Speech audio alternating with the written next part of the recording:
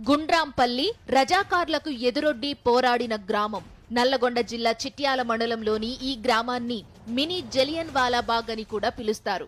నరరూప రాక్షసుడు, రజాకార్ల ముఠా నాయకుడు ఖాసిం రజ్వీ అనుచరుడు సైదు మొగులు అలియాస్ సయ్యద్ మక్బూల్ రాక్షసత్వాన్ని చవిచూసిన గ్రామం ఇది. ఈ ఊరు పేరు చెప్పగానే ఓ ప్రార్థనా మందిరంతో పాటు దాని పక్కనే ఉన్న ఓ బావి గుర్తుకొస్తుంది. సూర్యాపేట జిల్లా అర్వపల్లి మండలం వర్ధమాన్ కోటకు చెందిన మక్బూల్ తన అక్క ఊరైన గుండ్రాంపల్లికి వచ్చాడు. ఆ తరువాత పక్కనే ఉన్న ఏపూరు గ్రామంలోని గుమ్మి ఎల్లారెడ్డి అనే రైతు దగ్గర జీవనోపాధి కోసం పనిలో చేరాడు. ఆ తరువాత 1948 ప్రాంతంలో రజాకార్ల నాయకుడు అయ్యాడు.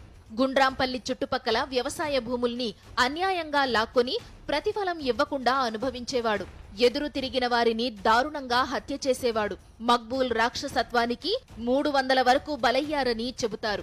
హత్య చేసిన వారిని బావిలో, గుట్టల్లో, చెరువుల్లో పడేశారని నాటి ఘటనల్ని ప్రత్యక్షంగా చూసిన గుండ్రాంపల్లి వాసులు గుర్తుకు తెచ్చుకుంటున్నారు.